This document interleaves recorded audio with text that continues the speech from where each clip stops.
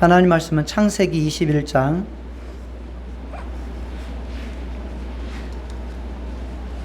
22절부터 34절까지입니다. 창세기 21장 22절부터 34절 교독하겠습니다.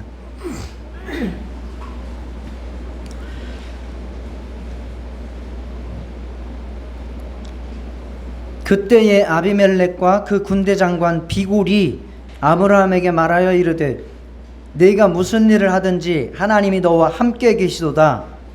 그런즉 너는 나와 내 아들과 내 손자에게 거짓 일을 행하지 아니한 일을 이제 여기서 하나님을 가리켜 내게 맹세하라. 내가 내게 후대한 대로 너도 나와 내가 머무는 이 땅에 행할 것이니라. 아브라함이 이르되 내가 맹세하리라 하고 아비멜렉의 종들이 아브라함의 우물을 빼앗은 일에 관하여 아브라함이 아비멜렉을 책망하매 아비멜렉에 이르되 누가 그리하였는지 내가 알지 못하노라. 너도 내게 알리지 아니하였고 나도 듣지 못하였더니 오늘에야 들었노라.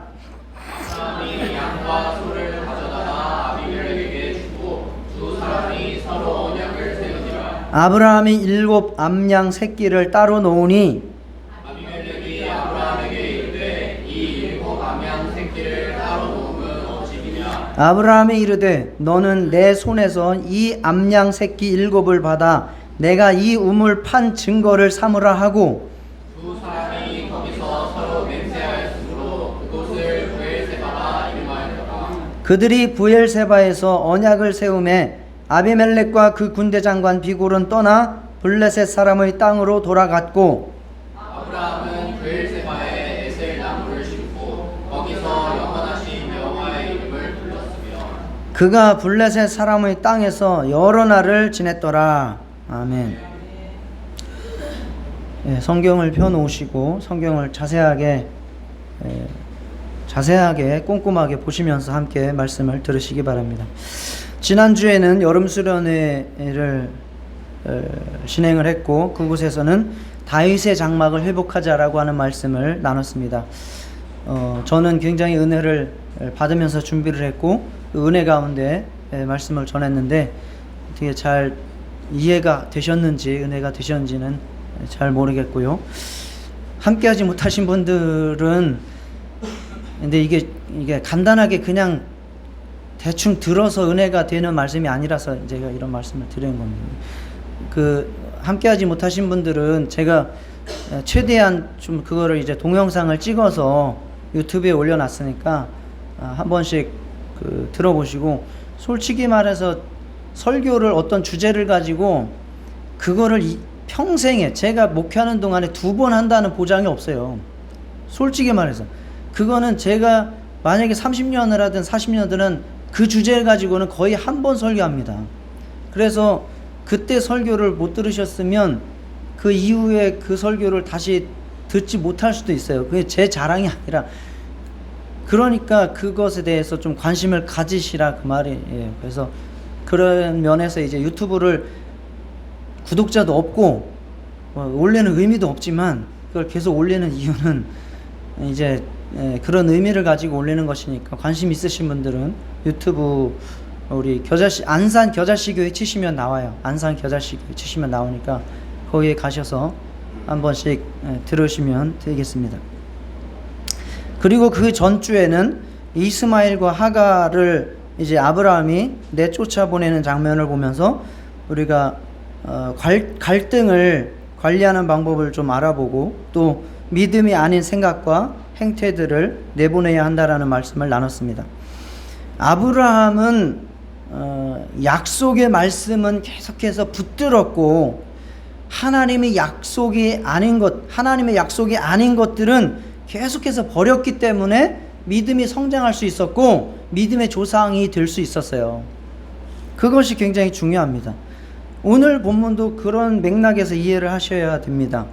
20장에서 보면 아브라함이 처음에 어떤 가뭄으로 인해서 그랄 땅에 도착을 했습니다. 그때에 아비멜렉에게 얼마나 큰 수모를 당했습니까? 아내를 누이라고 속이는 바람에 아비멜렉에게 책망을 듣지 않았습니까? 그렇게 해서 아비멜렉과의 인연이 시작되었습니다. 그러고 나서 시간이 꽤 오래 지났죠. 그 이스마엘을 내보낼 때가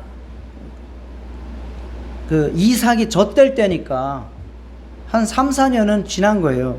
그 기간 동안에 어떠한 일이 있었죠.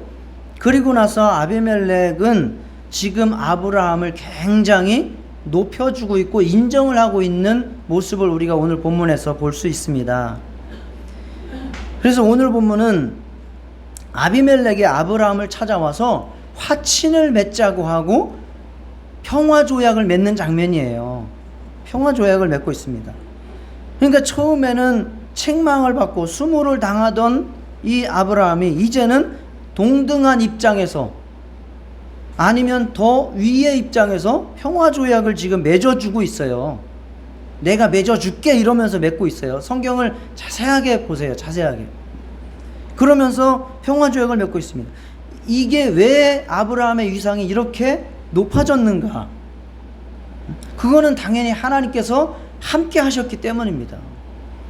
하나님께서 함께 하셨고 거기에서 아브라함은 하나님의 약속은 붙들었고 하나님의 약속이 아닌 것들은 버렸기 때문에 그것이 가능해졌습니다.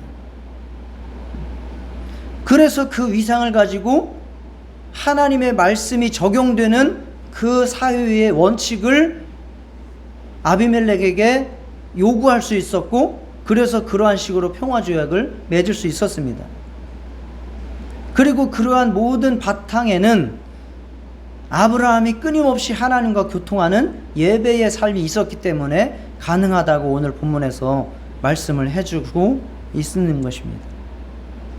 그래서 오늘 우리도 어떻게 하면 하나님께서 함께하는 삶을 살 수 있는가? 그래서 우리도 세상에서 당당하게 그리고 세상을 올바로 인도하고 또 정말 세상에 복음을 전하고 또 세상의 것들을 우리가 잘 활용해서 영혼을 구원하는 데 쓸 수 있을까? 이런 말씀. 그리고 그것을 가능하게 하는 예배하는 삶에 대해서 살펴볼 수 있도록 하겠습니다. 자, 첫 번째, 아브라함의 위상은 바로 하나님이 함께 하시는 성도였기 때문입니다. 당시 그랄 땅의 패권을 쥐고 있던 사람은 아비멜렉이었습니다. 멜렉이라고 하는 것이 왕이라는 의미예요. 왕이란 뜻입니다.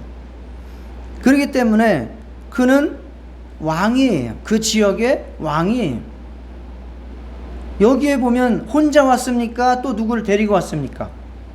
성경을 보시면서 저하고 소통을 하면서 들으세요. 누구 데리고 왔어요? 군대 장관 데리고 왔어요. 군대 장관 데리고 왔다는 얘기는 이 나라에 군대 조직이 있다는 얘기예요. 아브라함은 지금 군대 조직이 있지가 않아요. 그런데 그가 아브라함을 친히 찾아와서 평화조약을 맺자고 합니다. 아비멜렉은 그 지역의 나라의 왕일 뿐만 아니라 토착민이에요. 그 지역을 점령하고 있단 말이에요. 아브라함은 거기에 토착민입니까? 외지인입니까? 외지인이에요. 이건 굉장한 레벨 수준 차이가 있는 거예요. 힘에 있어서도 그렇고 어떤 사회적인 위상으로서도 그렇고. 그런데 화친이라고 하는 것은 동등할 때 맺는 거예요. 그죠? 화친은 동등할 때 맺는 것이지 한 사람이 굉장히 높고 한 사람이 낮으면 그건 무슨 관계를 맺으면 돼요? 주종 관계를 맺으면 돼요. 그 송파에 가면 무슨 호수죠? 석촌호수 근처에 그게 있잖아요. 뭐죠? 삼전도. 네, 삼전도 기념. 그게 뭔지 아시죠? 옛날 중국의 청나라 왕한테 우리나라 왕이 남한산성에 도망갔다가 끌려 내려와 가지고 거기에서 머리를 들이박으면서 종의 관계를 맺은 게 그게 삼전도비예요. 주종 관계를 맺는 거죠. 힘이 있는 사람과 없는 사람은 주종 관계를 맺는. 남한산성 영화도 있잖아요. 소설. 그런데 지금 이 그랄 왕과 아비멜렉 왕과 아브라함은 지금 평화 조약을 맺고 있어요. 이거는 동등한 관계라는 얘기예요. 아비멜렉은 자기의 힘이 있기 때문에 그냥 내쫓아버리면 그만이에요. 죽여버려도 아무 상관이 없어요. 그런데 아비멜렉이 아브라함에게 함부로 하지 못하고 지금 평화조약을 맺고자 하는 이유 뭡니까? 22절에 바로 말씀하고 있잖아요. 네가 무슨 일을 하든지 하나님이 너와 함께 계시도다. 이것이 아비멜렉이 아브라함을 찾아가서 평화조약을 맺고자 하는 이유예요. 아브라함이 무서워서가 아니라 아브라함과 함께 하시는 하나님이 두려워서, 그 하나님을 자기가 무시할 수 없어서 평화조약을 맺겠다고 하는 겁니다. 아마 아브라함이 와가지고 지금 3, 4년 사는 동안에 아비멜렉은 계속해서 주시하고 있었을 거예요. 저 놈이 어떤 놈인가? 나에게 도움이 될 놈인가? 해가 될 놈인가? 나를 혹시 대적할 놈은 아닌가? 쭉 보고 있었던 거죠. 그 가운데서 몇 가지의 일들이 있었겠죠. 그렇지만 우리가 성경상으로만 보면 한 3가지의 사건이 있었어요. 20장부터 나온 거죠. 첫째는 아브라함이 자기의 부인을 누이라고 속이면서 그러한 큰 실수를 했음에도 불구하고 하나님께서 그를 지키시고 보호하시고 높여주시는 것을 봤어요. 둘째는 아브라함이 100세, 그의 아내 사라가 90세가 됐을 때 아들을 낳는 것을 봤어요. 셋째는 약속의 아들이 아닌 이스마엘과 하갈을 과감하게 내쫓아내는 장면을 목격을 했습니다. 이러한 것들이 성경에 나타난 것이고, 그 밖에도 더 있었는지는 모르지만 아비멜렉은 아브라함의 그 삶을 통해서 하나님이 분명하게 살아계셔서 아브라함을 인도하시고 도우시고 바른 길로 이끌어 가시는 것을 똑똑히 본 것입니다. 부인할 수 없을 만큼 본 거예요.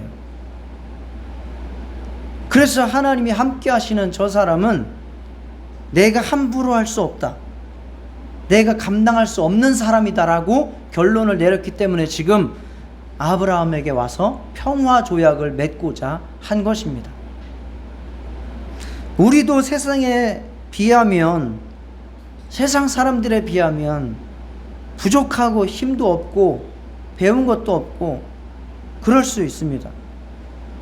그럼에도 우리는 세상에서 당당하게 정말 인정받으며 살 수 있는 비결이 있다면 그것은 하나님께서 나와 함께 하신다는 확실한 자긍심과 증거와 체험을 가지고 있을 때에 가능합니다.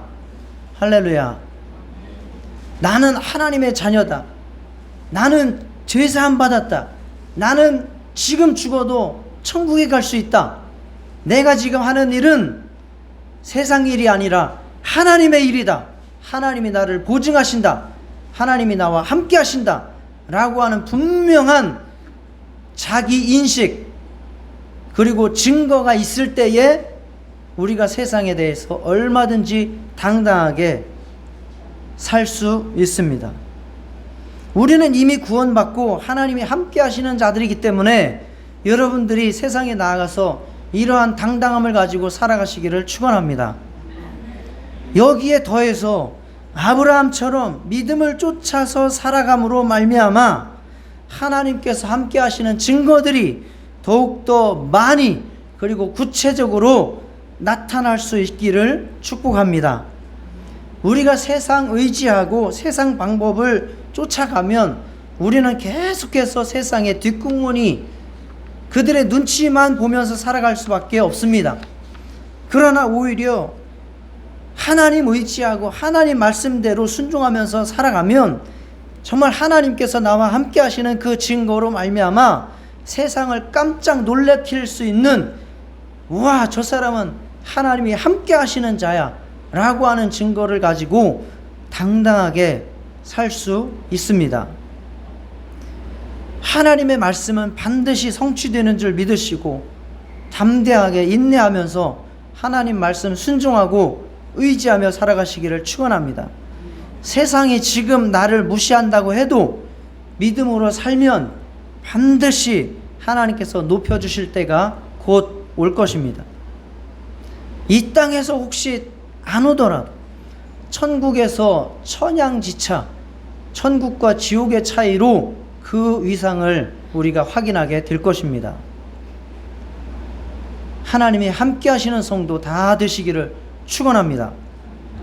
둘째, 세상을 정화시키는 성도가 되어야 합니다. 아브라함이 그렇게 한 것처럼. 아브라함이 아비멜렉과 화친을 맺을 때에 아비멜렉은 나름대로, 성경을 쭉 이제 보시면서 들으세요. 아비멜렉은 나름대로 아브라함에게 자기가 후대했다라고 지금 내세우고 있어요. 내가 너를 죽일 수도 있고 뭐 쫓아낼 수도 있었는데, 너를 후대했으니까 너도 나한테 해를 끼치지 말아라. 나뿐만이 아니라 나의 아들에게도, 심지어는 손자에게까지도 속이거나 악하게 행하지 말아라. 그거를 이제 평화조약의 한 조항으로 넣고 평화조약을 맺자라고 요구를 한 거예요. 그러나 아브라함은 이것에 대해서 조금도 뭐 이것을 안 맺겠다고 한 것이 아니라 비굴함이 없이 요구 주권을 자기도 당당하게 제시하면서 아주 떳떳하게 이 평화조약에 임합니다. 그러면서 너는 모르지만 내가 이때까지 참아온 일도 있어. 아비멜렉의 종들, 너의 종들이 내가 음물을 팠을 때에 그것을 빼앗은 일이 많이 있었어 라고 아비멜렉을 책망을 합니다. 그 말을 들은 아비멜렉이 당황하면서, 아, 그런 일이 있었어? 아, 진작 말을 하지. 그러면 내가 못하게 했을 텐데, 이러면서 사과를 합니다. 그리고 아브라함은 평화조약을 맺을 때에 자신의 양과 소를 가져다가 아비멜렉에게 주면서 평화조약을 맺습니다. 지금 아쉬워서 찾아온 사람은 아비멜렉임에도 불구하고 이 언약물을, 증거물을 아브라함이 주고 있는 것은 아브라함이 자기의 겸손함을, 상대를 높여주는 모습을 보여주고 있는 거예요. 그러면서 또 한 가지를 주는데, 그건 뭐냐면 암양 새끼 7을 아비멜렉에게 주었어요. 이건 왜 줘? 그랬더니 이것은 내가 앞으로 음물을 파거든 그것은 모두 다 내 소유라는 것을 네가 이 증거물을 받고 확증해라는 거예요. 담보물이에요, 담보물. 네가 이거 받고 이제 앞으로는 내가 음물을 파도 뺏지 마. 이거 뺏으면 네가 위반이야 라고 하는 증거물로 암양 새끼 7을 더 주었어요. 굉장히 아브라함은 치밀하고 당당하면서도 할 말 다 하면서도, 그리고 요구 주권을 확실하게 내걸고 지금 자기의 권한을, 자기의 소유를 지키고 있는 겁니다. 이렇게 해서 평화조약이 맺어졌습니다. 성도는 하나님께서 함께 하시는 자답게 세상을 살아가야 합니다. 그래서 하나님의 말씀이 세상에 적용될 수 있도록, 하나님의 말씀대로 세상이 통치될 수 있도록 우리는 소리를 낼 수 있어야 되고, 어쩌면 세상을 책망할 수도 있어야 합니다.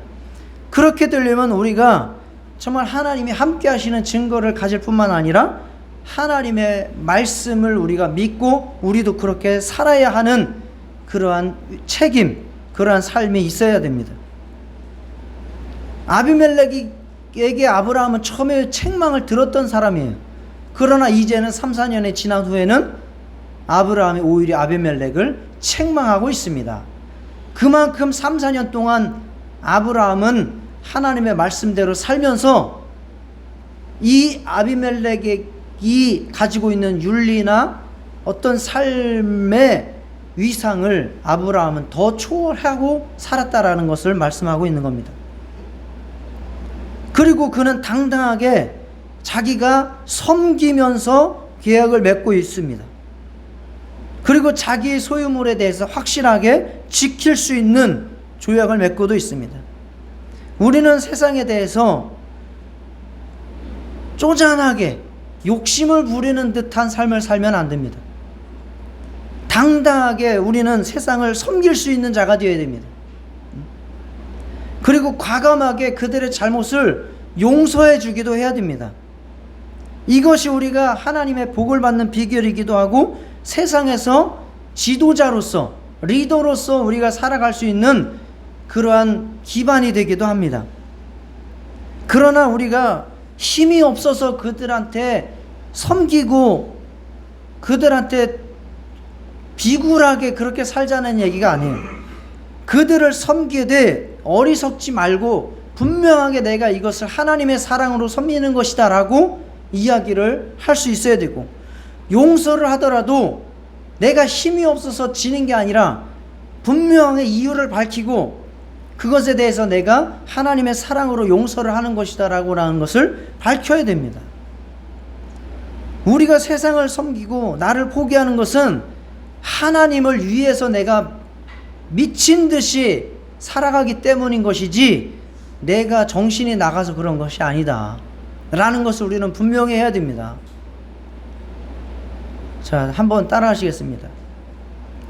하나님을 향해서는 미친 사람으로 살고 세상을 향해서는 정신이 온전하여 살자.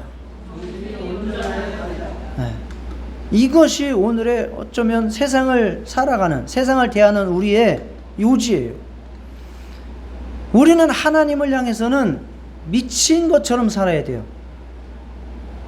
그래서 하나님을 향해서는 우리의 이성을 놓고 하나님의 말씀대로 그냥 맹목적인 순종이 필요한 거예요. 다음 주에도 나오겠지만 성경에 나오는 배라고 하는 것은 두 종류가 있어요. 하나는 배이고 원어가 달라요. 하나는 그냥 상자예요. 그런데 똑같이 배로 나와요. 어떤 건 배고 어떤 건 상자일까요?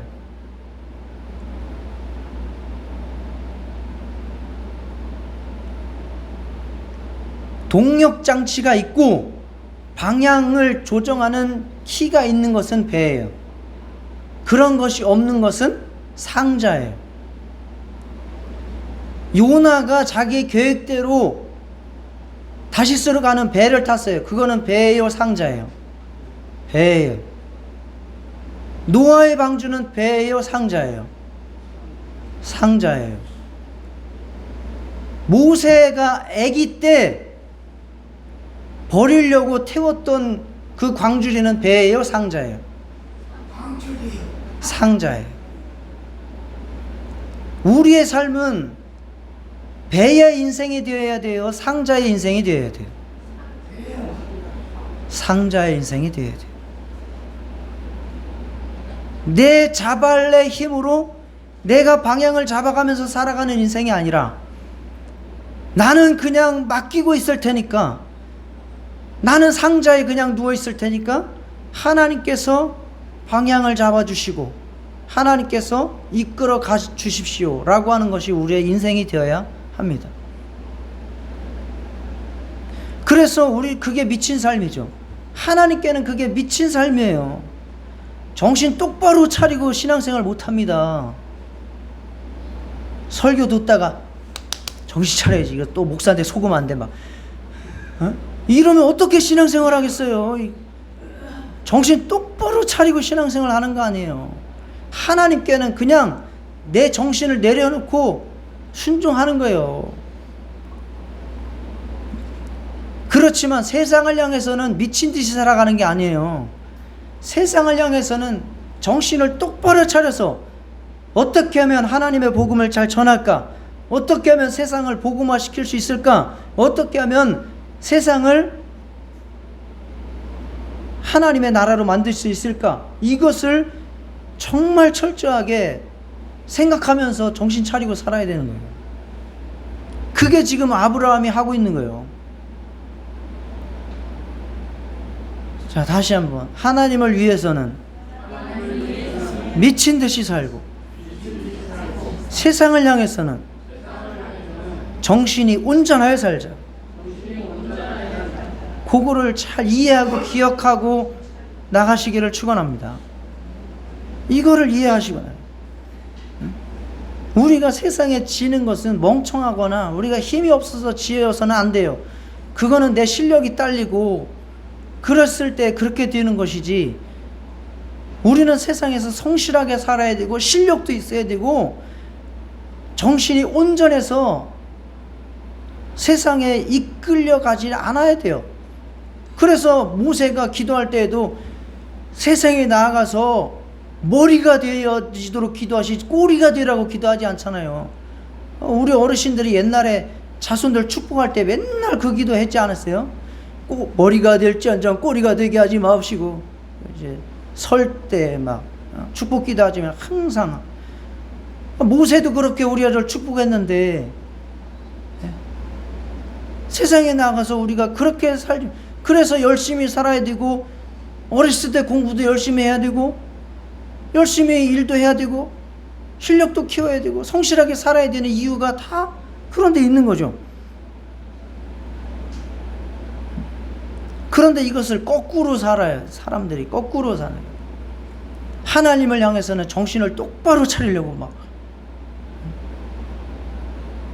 그렇게 살면 안 돼. 너무 교회에 미치면 안 돼. 너무 하나님한테 미치면 안 돼. 이러면서 제정신을 차리려고 자기 뺨을 때리고 서로 토론을 하고 막 합니다. 그런데 세상을 향해서는 정신이 나갔어. 허랑방탕하게 돈이 막 새나가도 먹고 즐기는 거지. 인생 뭐 있어. 노세 젊어서 노세, 늙어지면 못 나나니, 이러면서 막 돈이 막 흘러나가고 막 여자 가슴에다가 찔러주고 하면서 그게 인생 잘 사는 걸.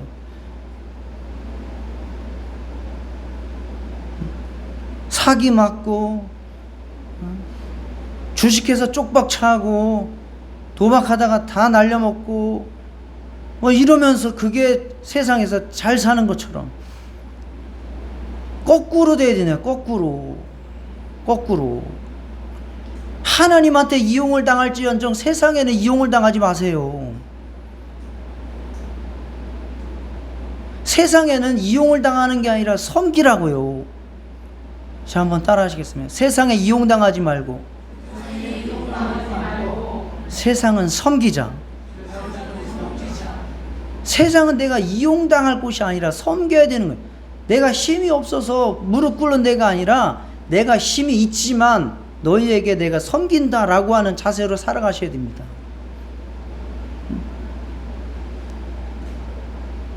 근데 거꾸로 살아. 하나님을 향해서는 정신이 똑바로 해서 내 정신으로 살려고 하고, 세상을 향해서는 미친 듯이 살아요.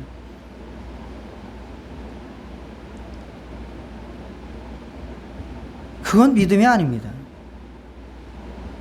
그건 믿음이 아닙니다. 오늘 아브라함의 모습을 잘 보세요. 정말 깊이 한번 묵상을 해보세요. 아브라함이 어떻게 살았는지.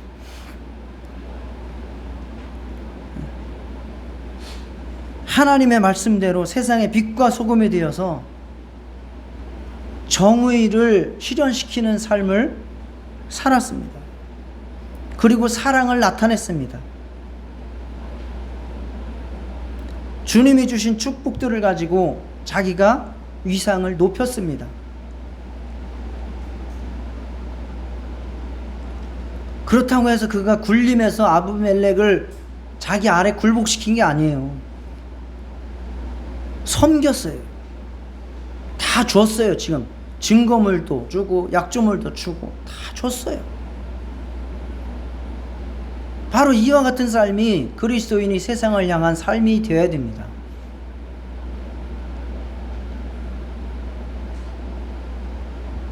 그리고 나서 어떻게 했느냐?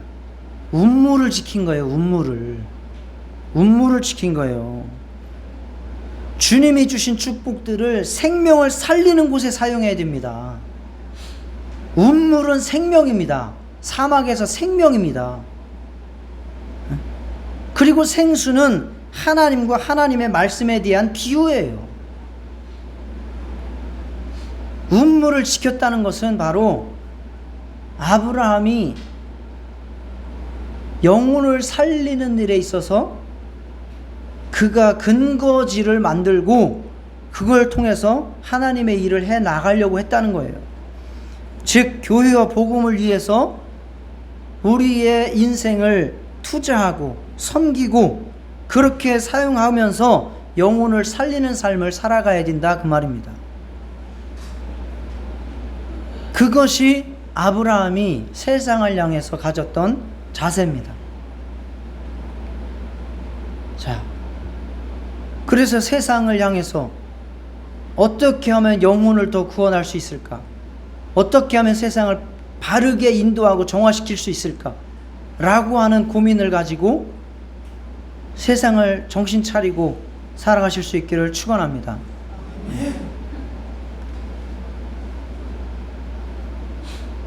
자, 세 번째, 이렇게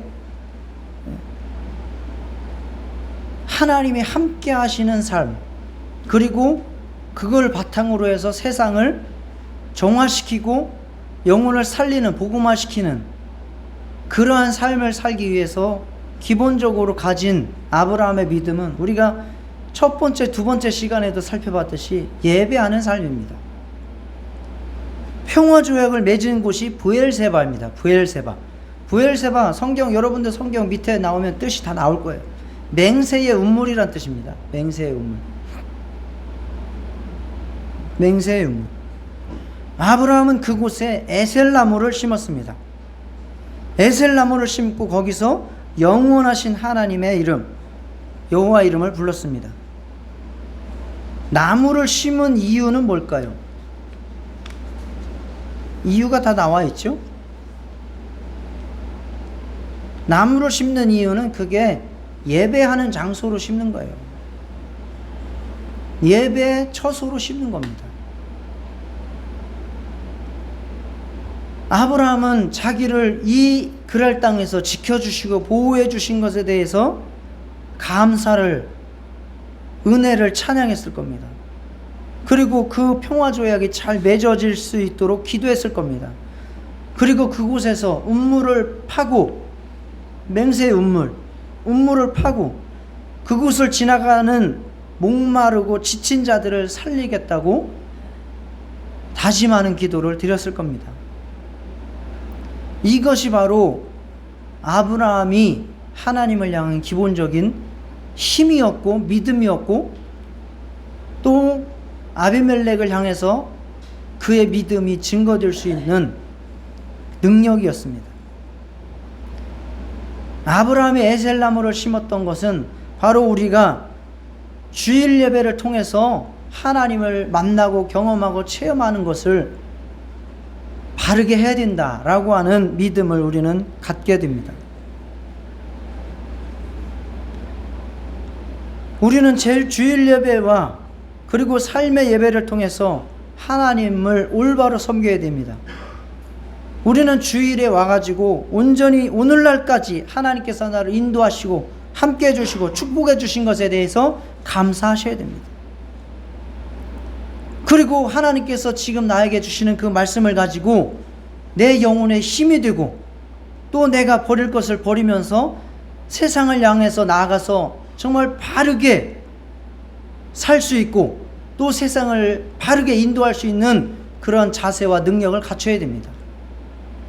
성령을 충만히 받아서 세상에서 힘있게 살아갈 수 있도록 기도하셔야 됩니다.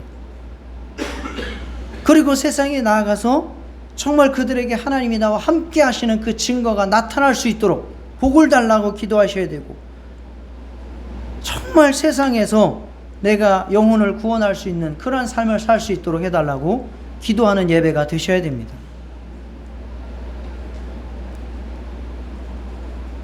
그래서 우리는 주일날 와가지고 하나님을 향해서는 미친 사람이 되도록 기도하셔야 되고, 세상을 향해서는 정신이 온전하여서 정말 어떻게 하면 저들을 구원할 수 있을까, 복음화 시킬 수 있을까, 세상에서 섬기면서도 내가 당당하게 얻을 것을 얻어서 하나님의 일에 쓸 수 있을까를 고민하셔야 됩니다.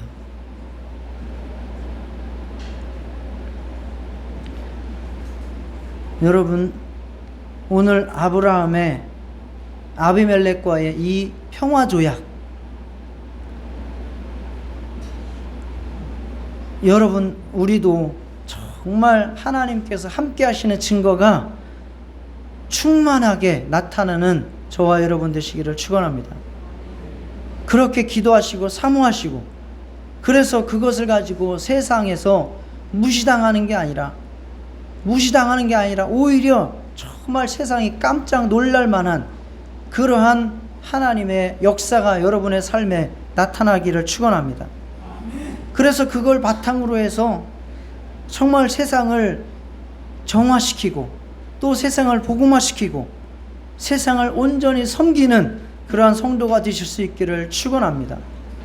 매 주일마다 우리가 예배에 나와서 정말 이것을 위해서 기도하고 감사하고 또 힘을 얻어서 다 승리하는 저와 여러분 되시기를 축원합니다.